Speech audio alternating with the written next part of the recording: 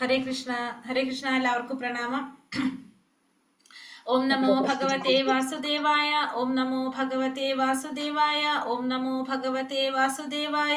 ഓം അജ്ഞാനതിമിരാന്ധസ്യ ജ്ഞാനാഞ്ജനാശലാകയാ ചക്ഷുരുന്മീലിതം യേന തസ്മൈ ശ്രീ ഗുരവേ നമഃ. നമോ വിഷ്ണുപാദായ കൃഷ്ണപ്രേഷ്ഠായ ഭൂതലേ ശ്രീമതേ ഭക്തിവേദാന്ത സ്വാമിനിധി നാമിനേ. നമസ്തേ സരസ്വതേ ദേവേ ഗൗരവാണി പ്രചാരിണേ നിർവിശേഷ ശൂന്യവാദി പാശ്ചാത്യദേശധാരിണേ. जय श्री कृष्ण चैतन्य प्रभु नित्यानंद श्री अद्वैत गदाधर श्रीवासादि गौर भक्त वृंद. हरे कृष्ण कृष्ण कृष्ण हरे हरे, हरे राम राम राम हरे हरे. हरे कृष्ण. निगम कल्पतरोर्गलितं फलं शुकमुखामृतद्रव संयुतं पिबत भागवतं रसमालयं मुहुरहो रसिका भुवि भावुकाः. नारायणं नमस्कृत्यं नरं चैव नरोत्तमं देवीं सरस्वतीं व्यासं ततो जयमुदीरयेत्. नष्टप्रायेषु भद्रेषु नित्यं भागवत सेवय भगवते उत्तमश्लोके भक्तिर्भवति नैष्ठकी. कृष्णाय वासुदेवाय देवकी नंदनाय च नंदगोपकुमाराय गोविंदाय नमो नमः. हरे कृष्ण कृष्ण कृष्ण हरे हरे, हरे राम राम राम हरे हरे. ഹരേ കൃഷ്ണ. ശ്രീ ശ്രീ രാധാ ഗോവിന്ദ് ടെമ്പിൾ ഇസ്കോൺ മാംഗ്ലൂരിന്റെ ഭാഗവതം ക്ലാസ്സിലേക്ക് എല്ലാവർക്കും സ്വാഗതം. ഹരേ കൃഷ്ണ. എല്ലാവർക്കും പ്രണാമം.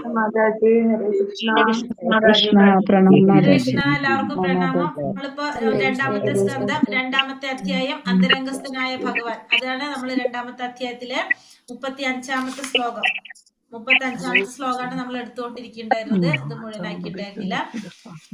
നമ്മൾ ഇന്നലെ 34, 35 ശ്ലോകമാണ് എടുത്തത്. 35 പകുതി എടുത്തു.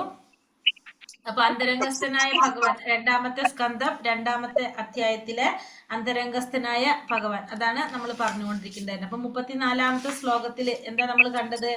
ഭഗവാൻ ബ്രഹ്മാവിന് അജ്ഞാനം പകർന്നു കൊടുത്തായിട്ട് പറഞ്ഞു. ഹരേ കൃഷ്ണ. അപ്പൊ ബ്രഹ്മാവിന് അജ്ഞാനം പകർന്നു കൊടുത്തു പറഞ്ഞു. ബ്രഹ്മാവ് പൂർണ്ണ ശ്രദ്ധയോടും ഏകാഗ്രതയോടും കൂടി എന്ത് ചെയ്തു? ആ വേദങ്ങളെ 3 പ്രാവശ്യം പാരായണം ചെയ്ത് അത് സൂക്ഷ്മ പരിശോധനയ്ക്ക് വിധേയമാക്കിയത് ശേഷം എന്തുറപ്പിച്ചു? ഭഗവാൻ തന്നെയാണ്, പരമപുരുഷനായ ഭഗവാൻ ശ്രീകൃഷ്ണ ഭഗവാനോടുള്ള അഭിനിവേശമാണ് ആ ധർമ്മത്തിന്റെ അത്യുന്നതമായ പരിപൂർണത എന്നുള്ളത് അദ്ദേഹം നിശ്ചയം വരുത്തി എന്നാണ് 34ാമത്തെ ശ്ലോകത്തിൽ പറയുന്നത്. അപ്പൊ ആ 3 പ്രാവശ്യം അത് പാരായണം ചെയ്തു സൂക്ഷ്മ പരിശോധന നടത്തിയതിന് ശേഷം ആണ് അദ്ദേഹം അത് നിശ്ചയം വരുത്തിയതെന്ന് കണ്ടു നമ്മള്. പിന്നെ അടുത്ത ശ്ലോകത്തില് 35ാമത്തെ ശ്ലോകത്തിൽ പിന്നെ അതിൽ പറയുന്നുണ്ട് ഇതിനെതിരായവര്, അതായത് ഈ ശാസ്ത്രങ്ങളെയും വേദങ്ങളെയൊക്കെ ഭഗവാനാണ് അപ്പൊ അതിന്റെ ലക്ഷ്യം, പരമമായ ലക്ഷ്യം എന്നുള്ളത് ബ്രഹ്മദേവൻ ഉറപ്പിച്ചു, നിശ്ചയിച്ചു എന്ന് പറഞ്ഞു. പക്ഷെ അത് മനസ്സിലാക്കാതെ തെറ്റായ വഴിക്ക് വിടുന്നവരെ നമുക്ക് എന്ത് പറയുന്നു? വേദാവാദാരതർ എന്നാണ് ഭഗവത്ഗീതയിൽ പറയുന്നുണ്ട്. 2ാം അധ്യായം 42ാം ശ്ലോകത്തിൽ പറയുന്നു എന്ന് കണ്ടു. അത് കഴിഞ്ഞ് 35ാമത്തെ ശ്ലോകത്തിൽ പറഞ്ഞു ഭഗവാൻ പരമദിവ്യോത്തമ പുരുഷനായ ഭഗവാൻ ശ്രീകൃഷ്ണൻ ഓരോ ജീവാത്മാവിന്റെ ഉള്ളില് ആത്മാവിനോടൊപ്പം തന്നെ പരമാത്മാവായിട്ടും വസിക്കുന്നുണ്ടെന്നുള്ളത് 35ാമത്തിൽ നമ്മൾ കണ്ടു. പക്ഷെ നമ്മുടെ സാധാരണ കണ്ണുകൾ കൊണ്ട് കാണാൻ കഴിയില്ലെങ്കിലും നമുക്ക് ബുദ്ധി ഉപയോഗിച്ച് ചിന്തിച്ചു കഴിഞ്ഞാൽ എന്ത് മനസ്സിലാക്കാൻ സാധിക്കും? ഭഗവാന്റെ സാന്നിധ്യം മനസ്സിലാക്കാനായിട്ട് സാധിക്കും എന്ന് പറഞ്ഞു. അതായത് കേവലം നമ്മളൊരു ചിന്ത കൊണ്ടോ അല്ലെങ്കിൽ വാദങ്ങൾ കൊണ്ടോ നമുക്ക് ഭഗവാനെ പൂർണ്ണമായിട്ട് നമുക്ക് അറിയാനായിട്ട് കഴിയില്ല. ഭഗവാനെ ശരണാഗതി പ്രാപിക്കുക, അതേപോലെ തന്നെ ഭക്തിയോടെ സേവനം ചെയ്യുമ്പോൾ മാത്രം നമുക്ക് എന്ത് സാധിക്കും? ഭഗവാന്റെ കാരുണ്യം കൊണ്ട് ഭഗവാന്റെ സാന്നിധ്യം നമുക്ക് വെളിപ്പെടാനായിട്ട് സാധിക്കും എന്നുള്ളത് 35ാമത്തെ ശ്ലോകത്തില് പറയുന്നത്. പിന്നെന്താണ്? നമുക്കതിന് കുറെ കാര്യങ്ങൾ പറഞ്ഞില്ല. നമ്മുടെ കൈ, കാല്, തല തുടങ്ങിയ അവയവങ്ങളൊക്കെ ശരീരത്തിന്റെ ഭാഗമാണെങ്കിലും അതൊന്നും എന്തല്ല, ആത്മാവല്ല. നമ്മൾ ഇന്നലെ പറഞ്ഞ ഭാഗത്ത് പറഞ്ഞത് അതാണ്. നമ്മളെ കൈയും കാലും ശരീരത്തിന്റെ ഭാഗങ്ങളാണ്, പക്ഷെ അതൊന്നും എന്തല്ല, ആത്മാവല്ല.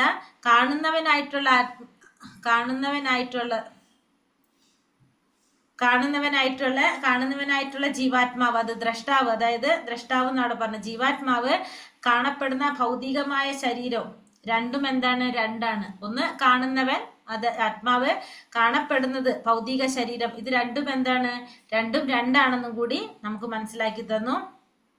അപ്പൊ നമ്മുടെ അനുഭവങ്ങൾ, അതായത് നമുക്ക് നമ്മുടെ ഇന്ദ്രിയങ്ങൾ പറഞ്ഞില്ലേ, 13 തരത്തിൽ, 5 ജ്ഞാനേന്ദ്രിയങ്ങൾ പറഞ്ഞു, കർമ്മേന്ദ്രിയങ്ങൾ പറഞ്ഞു, അന്തരേന്ദ്രിയം, മനസ്സ്, ബുദ്ധി, അഹങ്കാരം, എന്നിവ വഴിയാണ് നമുക്ക് എന്ത് സാധിക്കുന്നത്, നമുക്ക് അറിയാനായിട്ട് സാധിക്കുന്നത്. അല്ലാതെ ജീവാത്മാവിനെ സ്വന്തമായിട്ട് പ്രവർത്തിക്കാനോ ചലിക്കാനോ ഉള്ള സ്വാതന്ത്ര്യമില്ല.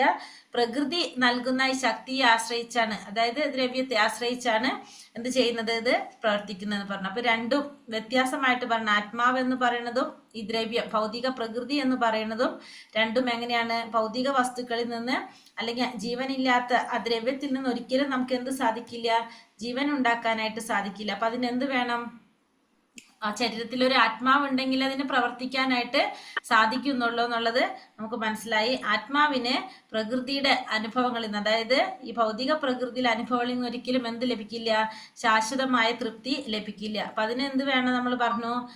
ഇവിടെ പറയുന്ന ഒരു എക്സാമ്പിൾ എന്തായിരുന്നു, ഒരു പിതാവ് മകന് വഴി കാണിക്കുന്നത് പോലെ ഓരോ ജീവിയുടെയും ഉള്ളിൽ ഇരുന്നു കൊണ്ട് ആ ബുദ്ധിക്ക് നിർദ്ദേശം നൽകുന്നത് ആരാണ്, പരമ അധികാരിയായിട്ടുള്ള പരമാത്മാവാണ്. അപ്പൊ ബുദ്ധി ഉപയോഗിച്ച് നമുക്ക് ആ ശരിയായ നിഗമനത്തിൽ എത്തുന്ന ഒരു വ്യക്തിക്ക് എന്ത് സാധിക്കും, ആത്യന്തികമായിട്ട് ഭഗവാനെ പ്രാപിക്കാനായിട്ടും അതുപോലെ തന്നെ ഭഗവാന്റെ പാദങ്ങളിൽ സ്വയം സമർപ്പിക്കുക. അതാണ് നമുക്ക്, അത്രേ നമ്മൾ എടുത്തിട്ടുള്ളത്. കുറച്ചധികം ഉള്ളതുകൊണ്ടാണ് ഞാൻ ആ പോയിന്റ്സ് പറഞ്ഞു പോയത്. അപ്പൊ നമുക്ക് മനസ്സിലാക്കുക, എല്ലാവരുടെ ഉള്ളിലിരിക്കുന്ന വ്യക്തിഗതമായിട്ടുള്ള ജീവാത്മാവും അന്തരംഗസ്ഥനായി വസിക്കുന്ന ഉന്നതാധികാരി ആരാണ്, പരമാത്മാവാണെന്നുള്ളത് നമ്മൾ കണ്ടത്. അതുവരെയാണ് നമ്മൾ പറഞ്ഞത്. ഇനി അടുത്ത ഭാഗം 35-ാമത്തെ ശ്ലോകത്തിന്റെ അടുത്ത ഭാഗം നമുക്ക് നോക്കാം. ശ്ലോകം ചൊല്ലില്ല അല്ലെ?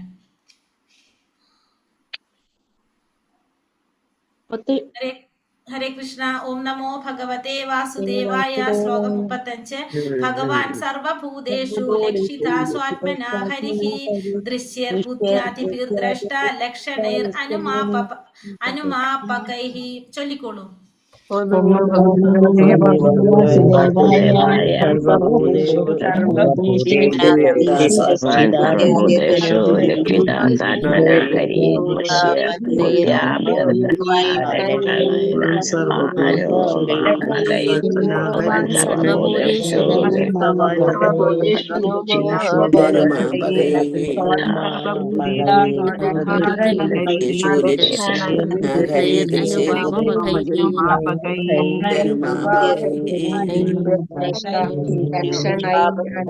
ഭഗവാൻ സർവഭൂതേഷു ലക്ഷിത സ്വാത്മനാ ഹരി ദൃശ്യേർ.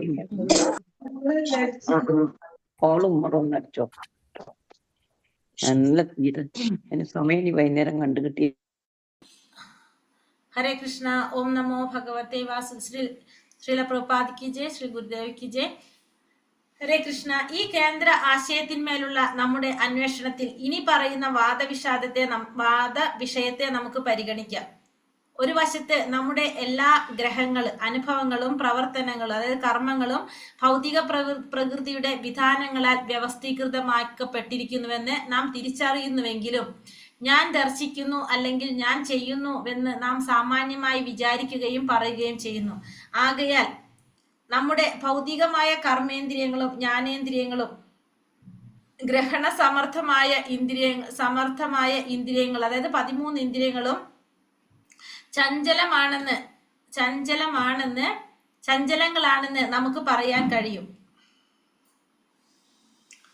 എന്തെന്നാൽ നാം ഭൗതിക ശരീരത്തോടൊപ്പം ആത്മാവിനെ സ്വീകരിക്കുകയാൽ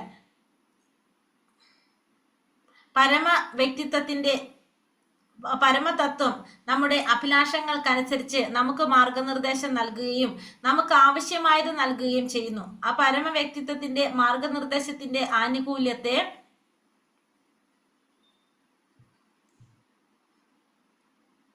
ബുദ്ധി രൂപേണ മുതലെടുത്തുകൊണ്ട് ഞാൻ ഈ ദേഹമല്ല എന്ന നിഗമനത്തിൽ അഭ്യാസം തുടരുന്നതിനും കർമ്മത്തിലാകാനും നമുക്ക് കഴിയും. അല്ലെങ്കിൽ ബോധകരെന്നോ അധ്യാപകർ നിവർത്തകരെന്നോ ഉള്ള സീയമായ മനോലൗല്യത്തിലായിക്കൊണ്ട് മിഥ്യയായ ഭൗതിക സായുജ്യത്തിലുള്ള വർത്തനമോ നമുക്ക് തിരഞ്ഞെടുക്കാൻ കഴിയും.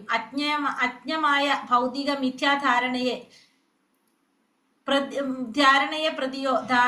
പ്രതിയോ അല്ലെങ്കിൽ നിജമായ ആത്മീയ ധാരണയെ പ്രതിയോ ഉദിച്ചുയരുന്ന നമ്മുടെ അഭിലാഷത്തിൽ നമ്മുടെ സ്വാതന്ത്ര്യം അടങ്ങിയിരിക്കുന്നു. പരമ അസ്തിത്വത്തെ, അതായത് പരമാത്മാവിനെ നമ്മുടെ യഥാർത്ഥ മിശ്രവും മാർഗനിർദ്ദേശിയുമായി തിരിച്ചറിയുന്നത് വഴിയും പരമാത്മാവിന്റെ പരമപ്രജ്ഞയോടൊപ്പം നമ്മുടെ ബുദ്ധിയെ കൃത്യമായി യോജിപ്പിക്കുക വഴിയും സത്യമായ ആത്മീയ ധാരണയെ നമുക്ക് അനായാസേന പ്രാപ്തമാക്കാൻ കഴിയും.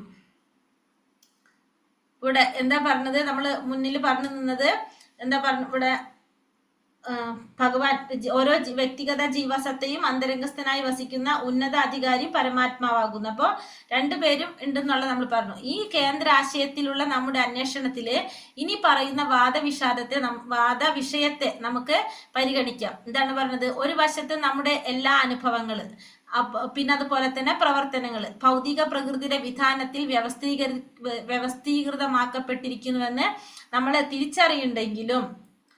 തിരിച്ചറിയുന്നുണ്ടെങ്കിലും ഞാൻ ദർശിക്കുന്നു അല്ലെങ്കിൽ ഞാൻ ചെയ്യുന്നു എന്ന് നാം സാമാന്യമായി വിചാരിക്കുകയും പറയുകയും ചെയ്യുന്നു. അപ്പൊ നമുക്കറിയാം എന്താണ് പറയുന്നത്, നമുക്ക് മനസ്സിലാക്കാനായിട്ട് സാധിക്കും നമ്മുടെ എല്ലാ അനുഭവങ്ങളും അതുപോലെ തന്നെ എല്ലാ കർമ്മങ്ങളും ഭൗതിക പ്രകൃതിയുടെ നിയമത്തിനനുസരിച്ച് അല്ലെങ്കിൽ പ്രകൃതിയുടെ സ്വാധീനത്തിനനുസരിച്ചാണ് എന്ന് നമുക്ക് അറിയാൻ സാധിക്കുന്നെങ്കിലും ഞാൻ ദർശിക്കുന്നു അല്ലെങ്കിൽ ഞാൻ ചെയ്യുന്നു എന്ന് സാമാന്യമായി നമ്മൾ വിചാരിക്കുകയും പറയുകയും ചെയ്യുന്നു. നമുക്കറിയാം അതെന്താണ്, ഭൗതിക പ്രകൃതിക്ക് അനുസരിച്ചാണ് ഇതൊക്കെ നടക്കുന്നത് നമുക്കറിയാമെങ്കിലും നമ്മൾ എന്ത് വിചാരിക്കുകയാണ്, നമുക്ക് മനസ്സിലാക്കാൻ സാധിക്കുന്നെങ്കിലും ഇത് ഞാൻ ദർശിക്കുന്നു അല്ലെങ്കിൽ ഞാൻ ചെയ്യുന്നു എന്ന് നമ്മൾ സാമാന്യമായി വിചാരിക്കുകയും പറയുകയും ചെയ്യുന്നു. ആകയാൽ തിരിച്ചറിയുന്നെങ്കിലും നമ്മൾ വിചാരിക്കുന്നു. ആകയാൽ നമ്മുടെ ഭൗതികമായ കർമ്മേന്ദ്രിയങ്ങളും ജ്ഞാനേന്ദ്രിയങ്ങളും ഗ്രഹണ സമർത്ഥമായ ഇന്ദ്രിയങ്ങളും ചഞ്ചലങ്ങളാണെന്ന് നമുക്ക് പറയാൻ സാധിക്കും. എന്നിരുന്നാലും നമുക്ക് എന്ത് പറയാൻ സാധിക്കും, നമ്മുടെ ഇന്ദ്രിയങ്ങൾ ഗ്രഹണസമർത്ഥമായിട്ടുള്ള 13 ഇന്ദ്രിയങ്ങളും കർമ്മേന്ദ്രിയങ്ങളും ജ്ഞാനേന്ദ്രിയങ്ങളും അങ്ങനെ എല്ലാ ഇന്ദ്രിയങ്ങളും ചഞ്ചലങ്ങളാണെന്ന് നമുക്ക് പറയാൻ കഴിയും. കാരണം നാം ഭൗതിക ശരീരത്തോടൊപ്പം ആത്മാവിനെ സ്വീകരിക്കുകയാൽ പരമവ്യക്തിത്വത്തിന്റെ പരമതത്വം നമ്മുടെ അഭിലാഷങ്ങൾക്കനുസരിച്ച് നമുക്ക് മാർഗനിർദ്ദേശം നൽകുകയും നമുക്ക് ആവശ്യമായത് നൽകുകയും ചെയ്യുന്നു. കാരണം എന്താണ്, നമ്മൾ ഈ ഭൗതിക ശരീരത്തോടൊപ്പം തന്നെ നമ്മൾ ആത്മാവിനെ സ്വീകരിക്കുമ്പോൾ പരമവ്യക്തിത്വത്തിന്റെ ആ പരമതത്വം നമ്മുടെ അഭിലാഷങ്ങൾക്കനുസരിച്ച്, ആ പരമാത്മാവ് നമ്മുടെ അഭിലാഷങ്ങൾക്കനുസരിച്ച് എന്ത് ചെയ്യുന്നു, നമ്മുടെ അഭിലാഷങ്ങൾക്കനുസരിച്ച് നമുക്ക് മാർഗനിർദ്ദേശം നൽകുന്നു, നമുക്ക് ആവശ്യമായത് നൽകുന്നു. ആ പരമവ്യക്തിത്വത്തിന്റെ മാർഗനിർദ്ദേശത്തിന്റെ ആനുകൂല്യത്തെ ബുദ്ധിരൂപേണ മുതലെടുത്തുകൊണ്ട് ഞാൻ ഈ ദേഹമല്ല എന്ന നിഗമനത്തിൽ അഭ്യാസം തുടരുന്നതിനും കർമ്മത്തിലാകാനും നമുക്ക് കഴിയും. നമ്മൾ എന്ത് വേണം, ആ മാർഗനിർദ്ദേശത്തിന്റെ ആനുകൂല്യം, പരമവ്യക്തിത്വത്തിന്റെ ആ മാർഗനിർദ്ദേശത്തിന്റെ ആനുകൂല്യത്തെ നമ്മൾ എന്ത് ചെയ്യണം, ബുദ്ധി രൂപത്തിൽ മുതലെടുത്തുകൊണ്ട് ഞാൻ ഈ ദേഹമല്ല എന്ന നിഗമനത്തിൽ നമ്മൾ എത്തിച്ചേരാനായിട്ട് അങ്ങനെ എത്തിച്ചേരാനും കർമ്മത്തിലാകാനും നമുക്ക് കഴിയും. അല്ലെങ്കിൽ ബോധകരെന്നോ നിവർത്തകരെന്നോ ഉള്ള സ്വീയമായ മനോലൗല്യത്തിലായിക്കൊണ്ട് മിഥ്യയായ ഭൗതിക സായുജ്യത്തിലുള്ള വർത്തനമോ നമുക്ക് തിരഞ്ഞെടുക്കാൻ സാധിക്കും. അതല്ലെങ്കിൽ നമുക്ക് എന്താ സംഭവിക്കുന്നത്, ബോധകരെന്നോ നിവർത്തകരെന്നോ ഉള്ള സ്വീയമായ മനോലൗല്യത്തിലായിക്കൊണ്ട് നമ്മള് മിഥ്യയായ ഭൗതിക സായുജ്യത്തിലുള്ള വർത്തനമോ നമുക്ക് തിരഞ്ഞെടുക്കാൻ, അല്ലെങ്കിൽ നമ്മൾ എന്ത് ചെയ്യും, നമ്മൾ മിഥ്യയായിട്ടുള്ള നമ്മൾ ഈ ഭൗതികമായ ഈ ലോകത്തിലെ നമ്മുടെ ഇന്ദ്രിയങ്ങളുടെ താല്പര്യങ്ങൾക്കനുസരിച്ചായിരിക്കും നമ്മൾ എന്ത് ചെയ്യുന്നത്, തിരഞ്ഞെടുക്കുന്നത്. അജ്ഞമായ ഭൗതിക മിഥ്യാധാരണയെ പ്രതിയോ അല്ലെങ്കിൽ നിജമായ ആത്മീയ ധാരണയോ പ്രതിയോ ഉദിച്ചുയരുന്ന നമ്മുടെ അഭിലാഷത്തിൽ നമ്മുടെ സ്വാതന്ത്ര്യം അടങ്ങിയിരിക്കുന്നു. അപ്പൊ നമുക്ക് ഏത് വേണമെങ്കിലും എടുക്കാം. ഒന്നുകിൽ നമുക്ക് ഭൗതികമായത് എടുക്കാം, ഭൗതികമായിട്ടുള്ള അതായത് മിഥ്യാധാരണ എടുക്കാം, അല്ലെങ്കിൽ ഭൗതികമായത് എടുക്കാം, അതല്ലെങ്കിൽ ആത്മീയ ധാരണ എടുക്കാം. അത് എന്താണ്, നമ്മുടെ അഭിലാഷത്തിൽ നമ്മുടെ സ്വാതന്ത്ര്യം, നമ്മുടെ ആഗ്രഹം ഏതാണോ ആ സ്വാതന്ത്ര്യത്തിനനുസരിച്ച് നമുക്ക് നമ്മുടെ ആഗ്രഹങ്ങൾ നടത്താനുള്ള സ്വാതന്ത്ര്യം നമുക്ക് ആര് തരുന്നുണ്ട്, ഭഗവാൻ തരുന്നുണ്ട്. നമുക്ക് ഇഷ്ടമുള്ളത് നമുക്ക് തിരഞ്ഞെടുക്കാം. ആ പരമ അസ്തിത്വത്തെ, ആ പരമാത്മാവിനെ യഥാർത്ഥ മിത്രവും മാർഗനിർദ്ദേശവുമായി തിരിച്ചറിയുന്ന വഴി പരമാത്മാവിന്റെ പരമപ്രജ്ഞയോടൊപ്പം നമ്മുടെ ബുദ്ധിയെ കൃത്യമായി യോജിപ്പിക്കുകയും വഴിയും സത്യമായ ആത്മീയ ധാരണയെ നമുക്ക് അനായാസന പ്രാപ്തമാക്കാൻ സാധിക്കും. അപ്പൊ നമുക്ക് നമ്മുടെ ആ ബുദ്ധിയിലൂടെ നമുക്ക് മനസ്സിലാക്കാൻ സാധിക്കുകയാണ് ആ പരമാത്മാവിനെ, ആ പരമപ്രജ്ഞയോടൊപ്പം നമുക്ക് നമ്മുടെ ബുദ്ധിയെ കൃത്യമായിട്ട് യോജിപ്പിക്കുകയാണെങ്കിൽ നമുക്ക് എന്ത് തിരഞ്ഞെടുക്കാൻ സാധിക്കും? നമുക്ക് അതില് നിജമായ ആത്മീയ ധാരണയെ നമുക്ക് തിരഞ്ഞെടുക്കാനായിട്ട് സാധിക്കും. അതിന് അനായാസേന ആത്മീയമായ ധാരണയെ നമുക്ക് പ്രാപ്തമാക്കാനായിട്ട് സാധിക്കും. എങ്ങനെയാണെങ്കിൽ ബുദ്ധി പരമാത്മാവുമായിട്ട് കണക്ട് ചെയ്യുകയാണെങ്കിൽ. പരമാത്മാവും വ്യക്തിഗതാത്മാവും ആത്മാവാകയാൽ ലക്ഷണപരമായി അഭിന്നവും ദ്രവ്യത്തിൽ നിന്നും ഭിന്നവുമാകുന്നു. അപ്പൊ ജീവാത്മാവും പരമാത്മാവും രണ്ടും എങ്ങനെയാണ്? രണ്ടും ആത്മാവായതുകൊണ്ട് തന്നെ ലക്ഷണപരമായിട്ട് അഭിന്നവും ദ്രവ്യത്തിൽ നിന്ന് ഭിന്നവുമാണ്. എന്നാൽ പരമാത്മാവിനും വ്യക്തിഗതാത്മാവിനും ഒരേ തലത്തിലാകാൻ കഴിയുകയില്ല. അപ്പൊ രണ്ടിനും എന്ത് സാധിക്കില്ല? രണ്ടും ഒരിക്കലും ഒരേ തലത്തിലാകാനായിട്ട് സാധിക്കില്ല.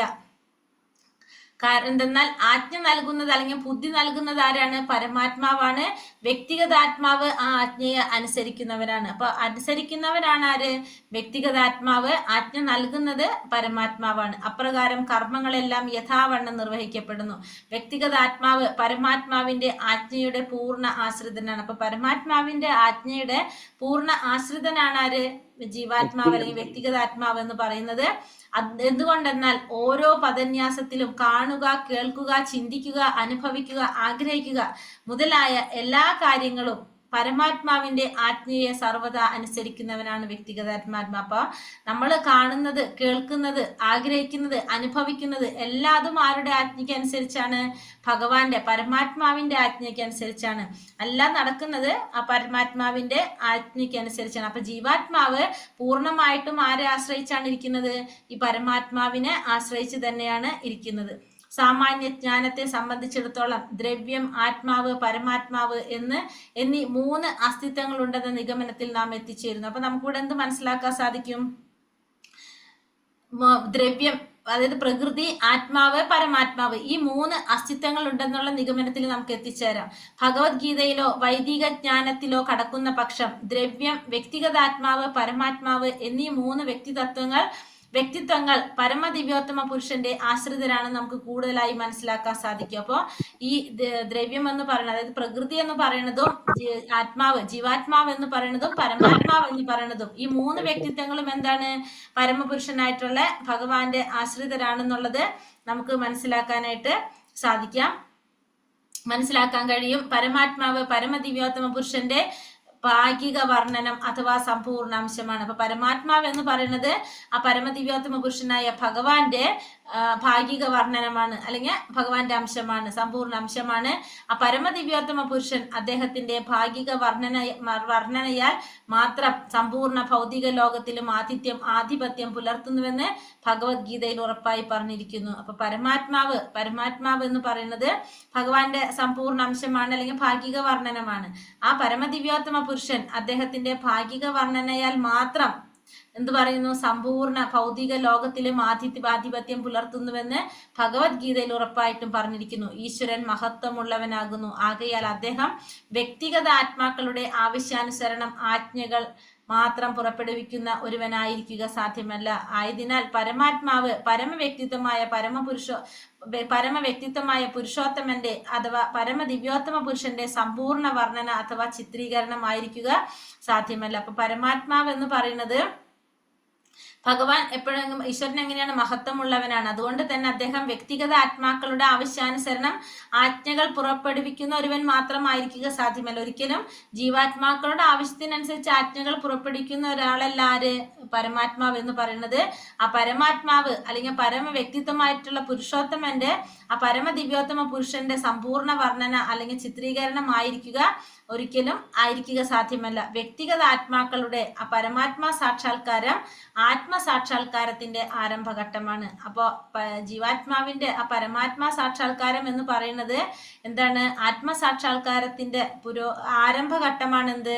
പരമാത്മാ സാക്ഷാത്കാരം എന്ന് പറയുന്നത്. അത്തരം ആത്മസാക്ഷാത്കാരത്തിന്റെ പുരോഗതിയിലൂടെ ഒരുവന് ബുദ്ധിയുടെയും ആധികാരിക ഗ്രന്ഥങ്ങളുടെയും സഹായത്തോടെയും മുഖ്യമായും ഭഗവത് കൃപയാലും പരമദിവ്യോത്തമ പുരുഷനെ സാക്ഷാത്കരിക്കാൻ കഴിയുമാറാകുന്നു. അപ്പൊ അങ്ങനെ അത്തരത്തിലുള്ള ആത്മസാക്ഷാത്കാരത്തിന്റെ പുരോഗതിയിലൂടെ എന്ത് സാധിക്കും? ഒരു വ്യക്തിക്ക് ബുദ്ധിയുടെയും ആധികാരിക ഗ്രന്ഥങ്ങളുടെയും സഹായത്തോടു കൂടി ഭഗവാന്റെ കാരുണ്യം കൊണ്ട്, മുഖ്യമായിട്ടും ഭഗവത് കൃപയാലും. അപ്പൊ എന്തും കൂടി വേണം? ബുദ്ധി മാത്രം പോരാ, ശാസ്ത്രങ്ങളുടെ സഹായം മാത്രം പോരാ, വേറെ എന്തും കൂടി വേണം? ഭഗവാന്റെ കാരുണ്യം. മുഖ്യമായിട്ടും ഭഗവാന്റെ കൃപ കൊണ്ടും ആ പരമദിവ്യോത്തമ പുരുഷനെ സാക്ഷാത്കരിക്കാൻ കഴിയുന്നു. അപ്പൊ ഭഗവത്ഗീത പരമദിവ്യോത്തമ പുരുഷൻ ഭഗവാൻ ശ്രീകൃഷ്ണന്റെ പീഠികയായ സങ്കല്പനവും, അതേപോലെ തന്നെ ഭാഗവതം എന്ന് പറയുന്നത് ഭഗവത് ശാസ്ത്രത്തിന്റെ വർത്തമാനമായ വർണ്ണനയുമാകുന്നു. അപ്പൊ ഭഗവത്ഗീത എന്ന് പറയുന്നത് എന്താണ്? ഭഗവാന്റെ ആമുഖമാണ്. അതായത് ഭഗവാനെ കുറിച്ച് പറയുന്ന പ്രഥമമായിട്ടുള്ള സങ്കല്പനമാണ് എന്തിൽ പറഞ്ഞിരിക്കുന്നത്? ഭഗവത്ഗീതയിൽ പറയുന്നത്. ഭഗവാനെ കുറിച്ചുള്ള പ്രഥമമായിട്ടുള്ള ആമുഖം എന്ന് പറയാം. അതാണ് ഭഗവത്ഗീതയിൽ പറഞ്ഞിരിക്കുന്നത്. ശ്രീമദ് ഭാഗവതം എന്ന് പറഞ്ഞാലോ ഭഗവത് ശാസ്ത്രത്തിന്റെ വർത്തമാനമായിട്ടുള്ള വർണ്ണന. അപ്പൊ അദ്ദേഹത്തിന്റെ രൂപത്തിന്റെ വർണ്ണനയാണ് ഇതിൽ പറഞ്ഞിരിക്കുന്നത്, ഭാഗവതത്തിൽ പറഞ്ഞു. അപ്പൊ ഭഗവത്ഗീത മനസ്സിലാക്കിയ നമ്മൾ എന്തുകൂടി മനസ്സിലാക്കിയിരിക്കണം? ഭാഗവതം കൂടി മനസ്സിലാക്കിയിരിക്കണം. കാരണം ഭഗവത്ഗീത എന്ന് പറയുന്നത് അദ്ദേഹത്തിന്റെ ഭഗവാന്റെ ആമുഖം അല്ലെങ്കിൽ പീഠികയായിട്ടുള്ള സങ്കല്പനം, പ്രഥമമായിട്ടുള്ള ഭഗവാനെ കുറിച്ചുള്ള പ്രഥമമായിട്ട് സങ്കല്പനമാണ് ഇതിൽ കൊടുത്തിരിക്കുന്നത്, ഭഗവത്ഗീതയിൽ കൊടുത്തിരിക്കുന്നത്. ശ്രീമദ് ഭാഗവതത്തിലാണ് എന്ത് കൊടുത്തിരിക്കുന്നത്? ഭഗവാന്റെ ആ രൂപത്തിന്റെ വർണ്ണന കൊടുത്തിരിക്കുന്നത് എന്തിലാണ്? വർത്തമാന വർണ്ണനയാണ് ഭാഗവതത്തിൽ കൊടുത്തിരിക്കുന്നത്. അപ്പൊ അത് രണ്ടും മനസ്സിലാക്കേണ്ടത് അത്യാവശ്യമാണ്. ആകയാൽ ഒരു പക്ഷി മറ്റൊരു പക്ഷിയോടൊപ്പം ഇരിക്കുന്നത് പോലെ ഉപനിഷത്തുകളിൽ പറയുന്ന അല്ലെ, ഒരു രണ്ട് പക്ഷികൾ ഒരു വൃക്ഷത്തിന്റെ ശാഖയിൽ ഇരിക്കുന്നത് പോലെ ഒരേ ശരീരവൃക്ഷത്തിനുള്ളിൽ ഉപസ്ഥിതനായ ബുദ്ധിയുടെ അനുശാസകന്റെ കൃപയ്ക്കായി പ്രാർത്ഥിച്ചുകൊണ്ട് നമ്മുടെ ദൃഢനിശ്ചയത്തിൽ നാം ഉറച്ചു നിൽക്കുന്ന പക്ഷം വേദങ്ങളിലെ വെളിപ്പെട്ട ജ്ഞാനത്തിന്റെ അർത്ഥം നിശ്ചയമായും നമ്മുടെ ദൃഷ്ടിക്ക് പ്രത്യക്ഷമായി മാറുന്നു. അപ്പോൾ എപ്പോഴാണ് നമ്മൾ ഒരേ വൃക്ഷത്തിനുള്ളിൽ ഇരിക്കുന്ന ഉപസ്ഥിതനായിട്ടുള്ള ബുദ്ധിയുടെ അനുശാസകൻ, അതായത് ഭഗവാന്റെ കൃപയ്ക്കായിട്ട് പ്രാർത്ഥിച്ചുകൊണ്ട് നമ്മുടെ ദൃഢനിശ്ചയത്തിൽ നമ്മൾ ഉറച്ചു നിൽക്കുകയാണെങ്കിൽ നമുക്ക് എന്ത് മനസ്സിലാക്കാം? ആ വേദങ്ങളിലെ വെളിപ്പെട്ട ജ്ഞാനത്തിന്റെ അർത്ഥം നിശ്ചയമായിട്ട് നമുക്ക് ദൃഷ്ടിക്ക് പ്രത്യക്ഷമായി തീരും. പിന്നെ പരമദിവ്യോത്തമ പുരുഷൻ വാസുദേവനെ സാക്ഷാത്കരിക്കുന്നതിൽ പിന്നെ പ്രയാസം നമുക്ക് ഉണ്ടാവില്ല. ആകയാൽ താദൃശ്യമായ ബുദ്ധി വിനിമയത്താൽ ബുദ്ധിമാനായ വ്യക്തി അസംഖ്യം ജനന മരണങ്ങൾക്ക് ശേഷം വാസുദേവന്റെ പാദാഭുജങ്ങളിൽ സ്വയം സമർപ്പണം ചെയ്യുമെന്ന് ഭഗവത്ഗീത 7:19 സ്ഥിരീകരിച്ചിരിക്കുന്നു. അപ്പൊ അങ്ങനെ നമ്മൾ ചെയ്യുകയാണെങ്കിൽ, അതായത് നമുക്ക് എന്താണ് പറഞ്ഞത്? ഭഗവാനെ സാക്ഷാത്കരിക്കാനായിട്ട് എങ്ങനെയാണെങ്കിൽ പ്രയാസം ഉണ്ടാവില്ല.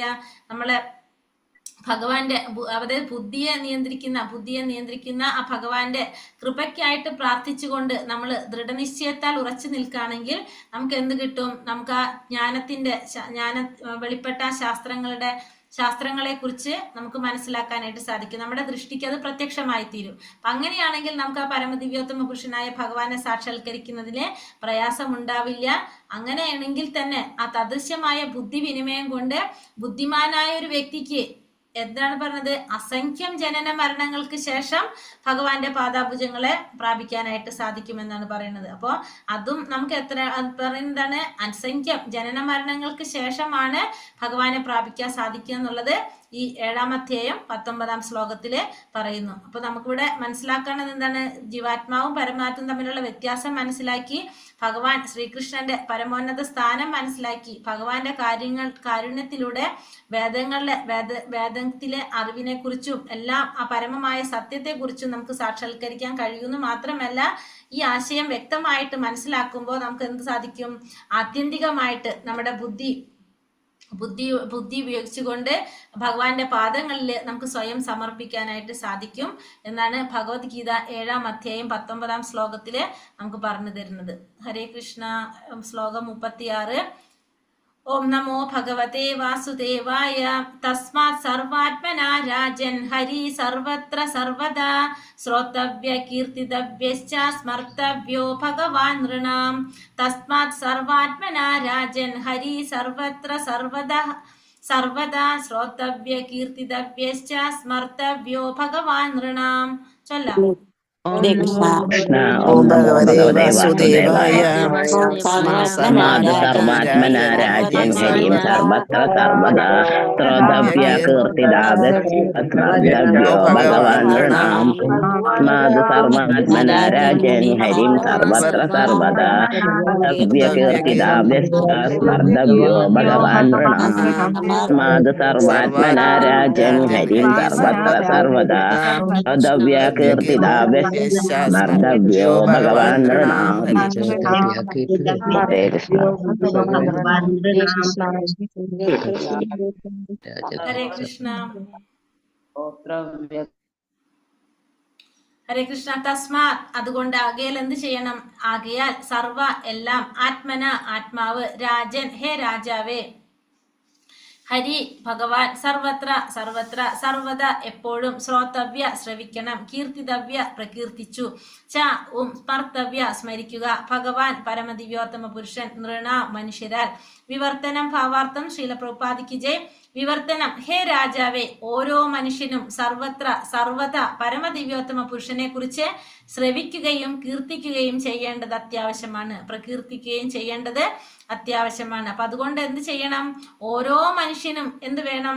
ഭഗവാനെ കുറിച്ച് ശ്രവിക്കുകയും വേണം, കീർത്തിക്കുകയും ചെയ്യേണ്ടത് അത്യാവശ്യമാണ്. അതുകൊണ്ട് നമ്മൾ എന്ത് ചെയ്യണം? എപ്പോഴും ഭഗവാനെ ശ്രവിക്കണം, ഭഗവാനെ കുറിച്ച് ശ്രവിച്ചുകൊണ്ടേയിരിക്കണം, ഭഗവാനെ കീർത്തിച്ചുകൊണ്ടേയിരിക്കേണ്ടത് അത്യാവശ്യമാണ്. ഭാവാർത്ഥം ശ്രീല പ്രഭുപാദിക്ക് ജയ്. ശ്രീ സുഖദേവ ഗോസ്വാമി ഈ ശ്ലോകത്തെ തസ്മാത് അഥവാ ആകയാൽ, അക്കാരണത്താൽ എന്ന പദത്തിൽ ആരംഭിക്കുന്നു. എന്തുകൊണ്ടെന്നാൽ ഭക്തിയോഗം എന്ന ഉദാത്തമായ പ്രക്രിയയേക്കാൾ വരിഷ്ഠമായ ഒരു ശുഭമാർഗമില്ലെന്ന് അദ്ദേഹം നേരത്തെ മുൻ ശ്ലോകങ്ങളിൽ പ്രസ്താവിച്ചു കഴിഞ്ഞു. കൂടെ ഭഗവാൻ സുഖദേവ ഗോസ്വാമി ഈ ശ്ലോകത്തിൽ തുടങ്ങുന്നത് എങ്ങനെയാണ്? തസ്മാത് എന്ന് വെച്ചിട്ടുണ്ടെങ്കിൽ അതുകൊണ്ട് എന്ത് ചെയ്യണം, അതുകൊണ്ട് എന്ന് പറഞ്ഞിട്ട് തുടങ്ങണം. അതുകൊണ്ട് അക്കാരണത്താൽ ആ പദത്തിൽ നിന്നാണ് ആരംഭിക്കുന്നത്. അതുകൊണ്ട് അത് എന്തുകൊണ്ടെന്നാൽ ഭക്തിയോഗം എന്ന പ്രക്രിയ ഉദാത്തമായ പ്രക്രിയയേക്കാൾ വരിഷ്ഠമായ ഒരു ശുഭമാർഗമില്ലെന്ന് അദ്ദേഹം നേരത്തെ തന്നെ മുൻ ശ്ലോകങ്ങളിൽ പ്രസ്താവിച്ചു കഴിഞ്ഞു. അതുകൊണ്ടാണ് അവിടെ തസ്മാത് എന്ന് പറഞ്ഞുകൊണ്ട് ശ്ലോകം തുടങ്ങുന്നത്. ശ്രവണം, സ്മരണം, കീർത്തനം, ഭഗവത് പാദാംബുജ സേവനം, ആരാധന, പ്രാർത്ഥന, ഭക്തിയുത സേവന അർപ്പണം, മൈത്രി അതായത് ഭഗവാനുമായിട്ടുള്ള സൗഹൃദത്തിലാവുക, സമർപ്പണം ഒരുവന് സ്വന്തമായുള്ളതെല്ലാം ഭഗവാന് സമർപ്പിക്കുക എന്നീ വ്യത്യസ്ത അനുഷ്ഠാന മാർഗങ്ങളിൽ ഭക്തർ ഭക്തിയോഗം പരിശീലിക്കുന്നു. അപ്പൊ നമുക്ക് ആ ഭക്തിയോഗം പലതരത്തിൽ നമുക്ക് പരിശീലിക്കാൻ സാധിക്കും. എങ്ങനെയാണ്? ശ്രവണത്തിലൂടെ, സ്മരണത്തിലൂടെ, കീർത്തനത്തിലൂടെ, ഭഗവാന്റെ പാദസേവനത്തിലൂടെ, ആരാധനയിലൂടെ, പ്രാർത്ഥനയിലൂടെ, പ്രേമയുതമായ സേവന അർപ്പണത്തിലൂടെ, മൈത്രീഭാവത്തിലൂടെ, സമർപ്പണത്തിലൂടെ എന്നിങ്ങനെ പലതരത്തിലും നമുക്ക് എന്ത് സാധിക്കും? ഭക്തന്മാർക്ക് ഭക്തിയോഗം പരിശീലിക്കാം. ഈ 9 വിധ അനുഷ്ഠാന മാർഗങ്ങളും ആധികാരികമാണ്. ഈ 9 നവവിധ ഭക്തി ഇത് എങ്ങനെയാണ്? ഇത് ആധികാരികമായിട്ടുള്ളത് തന്നെയാണ്. അവ മുഴുവനായോ അല്ലെങ്കിൽ ഭാഗികമായോ അല്ലെങ്കിൽ ഏതെങ്കിലും ഒന്ന് അനുഷ്ഠിക്കുക വഴി ഒരു ആത്മാർത്ഥ ഭക്തന് അഭികാമ്യമായ ഫലം പ്രാപ്തമാക്കാൻ സാധിക്കും. അപ്പോൾ ഇത് 9 ചെയ്താലും ഇതിലേതെങ്കിലും ചെയ്താലും അല്ലെങ്കിൽ ഏതെങ്കിലും ഒരെണ്ണം ചെയ്താലും എങ്ങനെ ചെയ്യണം? ആത്മാർത്ഥമായിട്ട് ചെയ്യുന്ന ഒരു ആത്മാർത്ഥ ഭക്തന് അഭികാമ്യമായ ഫലം പ്രാപ്തമാക്കാൻ സാധിക്കും. എന്നാൽ ഈ നവവിധ അനുഷ്ഠാനങ്ങളിലും ആദ്യത്തേതായ ശ്രവണം ഭക്തിയോഗത്തിൽ പരമപ്രധാനമായ കർമ്മം അഥവാ അനുഷ്ഠാനമാകുന്നു. അപ്പൊ അതിൽ ഏറ്റവും പ്രധാനപ്പെട്ടത് ഈ നവവിധ അനുഷ്ഠാനങ്ങളിൽ ഏത് തന്നെയാണ്? ആദ്യത്തേതായിട്ടുള്ള ശ്രവണം തന്നെയാണ്. അപ്പൊ ഭക്തിയോഗത്തിലെ പരമപ്രധാനമായ കർമ്മം എന്ന് പറയുന്നത് അല്ലെങ്കിൽ അനുഷ്ഠാനം എന്ന് പറയുന്നത് ഏതാണ്? ശ്രവണമാണ്. അപ്പൊ ഫസ്റ്റ് നമുക്ക് വേണ്ടത്, ഏറ്റവും പ്രധാനമായിട്ട് വേണ്ടത് ശ്രവണം തന്നെയാണ്. ഭക്തിയോഗത്തിൽ പരമപ്രധാനമായ കർമ്മം അഥവാ അനുഷ്ഠാനം അനുഷ്ഠാനമാകുന്നു. യഥോചിതവും പര്യാപ്തവുമായ ശ്രവണമില്ലാതെ ആർക്കും ഒരു അനുഷ്ഠാനങ്ങൾ കൂടിയും യാതൊരു പുരോഗമനവും ഉണ്ടാക്കാൻ സാധ്യമല്ല. അപ്പോൾ യഥോവിച്ഛിതമായിട്ട് ഉചിതമായ രീതിയിൽ പര്യാപ്തമായ രീതിയിൽ ശ്രവണമില്ലാതെ ആർക്കും എന്ത് സാധിക്കില്ല?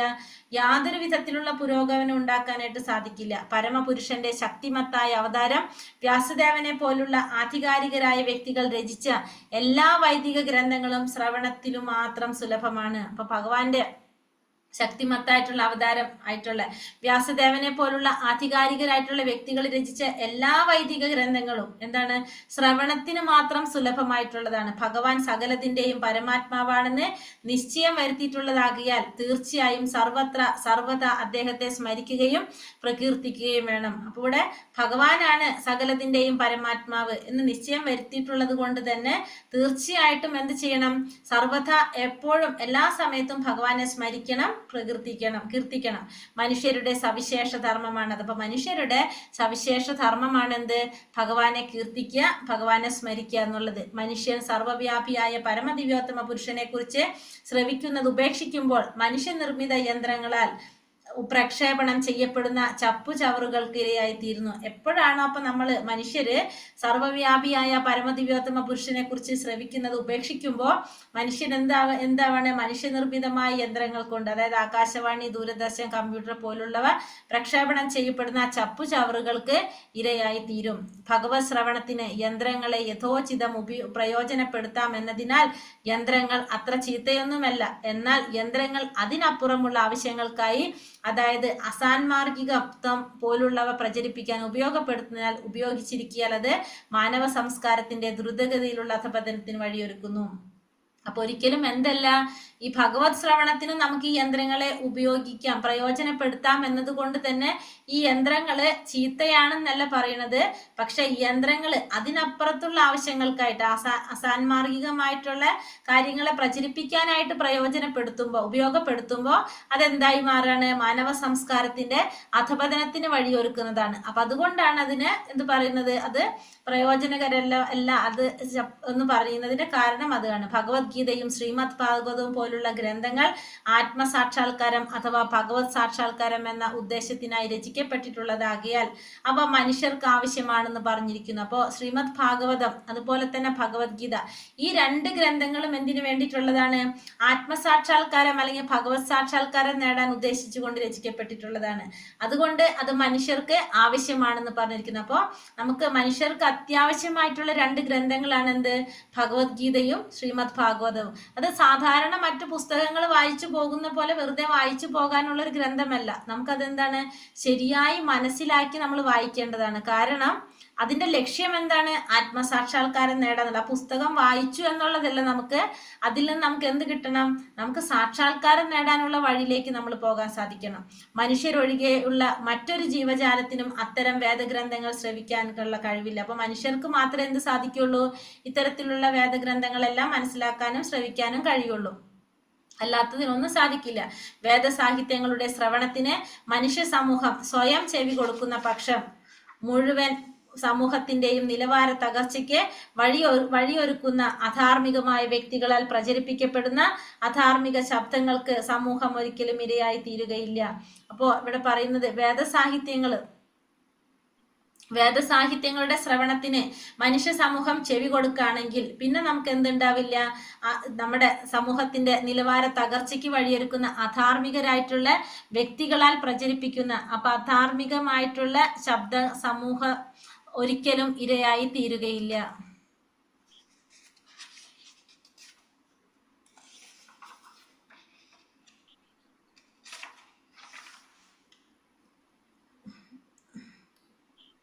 ഇവിടെ വെച്ച് നിർത്താം, നമുക്ക് നാളേക്ക് എടുക്കാം അത്. ഹരേ കൃഷ്ണ കൃഷ്ണ കൃഷ്ണ ഹരേ ഹരേ, ഹരേ രാമ രാമ രാമ ഹരേ ഹരേ. പഞ്ചാകൽപതരൂപേശ്ച കൃപാ സിന്ധോഭ്യവച പതിതാനാം പാവനേഭ്യോ വൈഷ്ണവേഭ്യോ നമോ നമ. അനന്തകോടി വൈഷ്ണവഭക്തവൃന്ദി കി ജയ്. ശ്രീല പ്രഭുപാദി കി ജയ്. ഗുരുദേവ് കി ജയ്. നിത്തായ് ഗുരു ബ്രഹ്മാനന്ദേ. ഹരി ഹരി ബോൽ. ഹരേ കൃഷ്ണ. ഹരേ കൃഷ്ണ മാതാജി. ഹരേ കൃഷ്ണ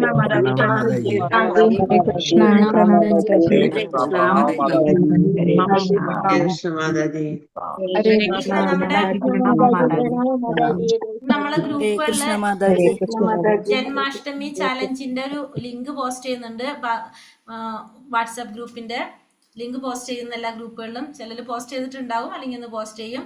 അപ്പോൾ ആ ചലഞ്ച് എന്ന് പറയുന്നത് നമ്മള് ഡെയിലി മംഗളാരതി അറ്റൻഡ് ചെയ്യുക. 4:30 തൊട്ട് 5 മണി വരെ മംഗളാരതിയിൽ അറ്റൻഡ് ചെയ്യുക എന്നുള്ളത് അറ്റൻഡൻസ് ഉണ്ടാവും. പിന്നെ അതേപോലെ തന്നെ കൃഷ്ണ ബുക്കിന്റെ ഭഗവാന്റെ അവതാരത്തെ കുറിച്ച് പറയുന്ന പ്രസക്ത ഭാഗങ്ങൾ ഉണ്ടല്ലോ, അത് വായിക്കാനായിട്ട് ഏതൊക്കെ അധ്യായങ്ങളാണെന്നുള്ള നമുക്ക് പറഞ്ഞു തരുന്നു. അപ്പൊ ആ അധ്യായങ്ങൾ നാളെ തൊട്ടേ തുടങ്ങണം, 17-ാം തീയതി തൊട്ട്.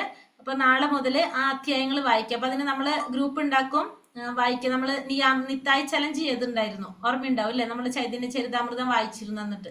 അപ്പൊ അതേപോലെ തന്നെയാണ് ഇപ്പോ ഇതും ചെയ്യുന്നത്. അപ്പോ അതിന് ബുക്ക് ഇല്ലാത്തവർക്ക് വായിക്കാൻ പറ്റുമോ? എങ്ങനെ? ബുക്ക് കൃഷ്ണ ബുക്ക് കയ്യിലില്ല, അപ്പൊ വായിക്കാൻ പറ്റുമോ? അപ്പൊ എങ്ങനെയാ വായിക്കുക മാതാജി? PDF ആയിട്ട് ഇട്ട് തരുമോ? PDF ഒന്നും ഇട്ടരില്ല, അതിനൊന്നും പറ്റുന്നില്ല. ബുക്ക് വേണം മാതാജി, അല്ലാണ്ട് പറ്റില്ലല്ലോ വായിക്കാനായിട്ട്. മാതാജി ഏത് ബുക്ക്? ഹരേ കൃഷ്ണ എന്നുള്ള ബുക്കാണോ മാതാജി? ശ്രീകൃഷ്ണൻ പരമദിവ്യോത്തമ പുരുഷൻ. എനിക്ക് തോന്നുന്നു എല്ലാവരിലും ഉണ്ടാവും, കാരണം നമ്മൾ ലെവൽ 3 ക്ലാസ്സുകൾ ലെവൽ 4 വായന നടത്തുന്നതല്ല, അതുകൊണ്ട് L4 എല്ലാവരിലും ഉണ്ടാവാൻ സാധ്യതയുണ്ട്. L1 ഉണ്ടാവില്ല, അവര് പുതിയതായതുകൊണ്ട് അവരിൽ ഉണ്ടാവില്ല. ബാക്കി എല്ലാവരിലും ഉണ്ടാവും മിക്കവാറും. മാതാജി, രാധാ ഗോവിന്ദനെ ഇപ്പൊ കാണാത്ത എന്താ? ജഗന്നാഥ് ജഗന്നാഥ് സ്ഥലം പിടിച്ചു വെച്ചിരിക്കുക മാതാജി ഇപ്പൊ അവിടെ. ഇന്നലെ പ്രഭു പറയുന്നുണ്ടായിരുന്നു.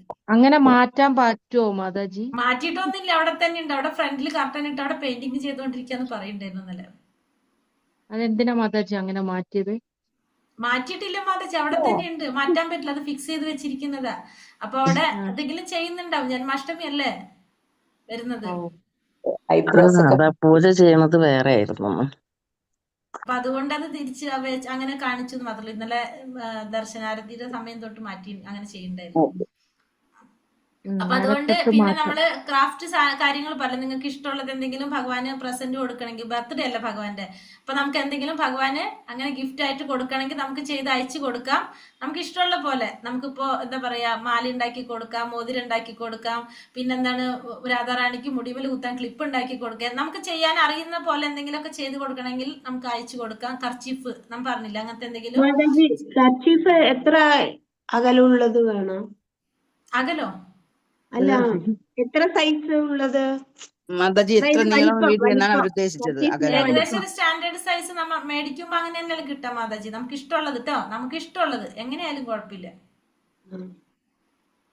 നമ്മളെ രീതിയിൽ നമുക്ക് ഇഷ്ടമുള്ള പോലെ എന്ത് വേണമെങ്കിലും ചെയ്യാം. നമ്മുടെ ഇഷ്ടമാണ്, നമുക്ക് നിർബന്ധമല്ല. നമുക്ക് ആ താല്പര്യമുള്ളവർക്ക്, ആഗ്രഹമുള്ളവർക്ക് അത് ചെയ്യാന്ന് മാത്രം. അങ്ങനെ അതാണ് പറഞ്ഞത്. അപ്പൊ അതിന് അഡ്രസ്സ് കാര്യങ്ങൾ ഗ്രൂപ്പിൽ തരാം. അപ്പൊ നമ്മുടെ പേരും മൊബൈൽ നമ്പറും, നമ്മൾ അഡ്രസ്സ് കറക്റ്റ് ആയിട്ട് എഴുതണം, കാരണം അമ്പലത്തിൽ നിന്ന് നമുക്ക് റിട്ടേൺ ഗിഫ്റ്റ് വരും എന്തായാലും. അപ്പൊ അതുകൊണ്ട് അഡ്രസ്സ് കറക്റ്റ് ആയിട്ട് എഴുതണം. പിന്നെ മലയാളം ഡിപ്പാർട്ട്മെന്റ് ആണെന്നുള്ളത്, മലയാളം നാടൻകുടിയുള്ളത് എഴുതണം കേട്ടോ. അപ്പൊ അത്രയും എന്തായാലും ഗ്രൂപ്പിൽ വരും. ഇതൊക്കെ ഇടുമ്പോ ഫോട്ടോസ് ഒക്കെ ഇടാറുണ്ട് സാധാരണ. അപ്പൊ നിങ്ങള് പറ്റുന്ന പോലെ നമുക്ക് ചെയ്യാം. അപ്പൊ നാളെ തൊട്ട് തുടങ്ങാണ്. അപ്പൊ എല്ലാവരും പങ്കെടുക്കുക. പാർട്ടിസിപ്പേഷൻ സർട്ടിഫിക്കറ്റ് ഉണ്ടാവും. അപ്പൊ അതുകൊണ്ട് എല്ലാവരും കയറാനായിട്ട് നോക്കാം. മാതാജി, വാങ്ങിച്ചയച്ചു കൊടുക്കാമോ? നമുക്ക് വാങ്ങിച്ചയച്ചു കൊടുക്കാമോ മാതാജി? വാങ്ങിച്ചയച്ചു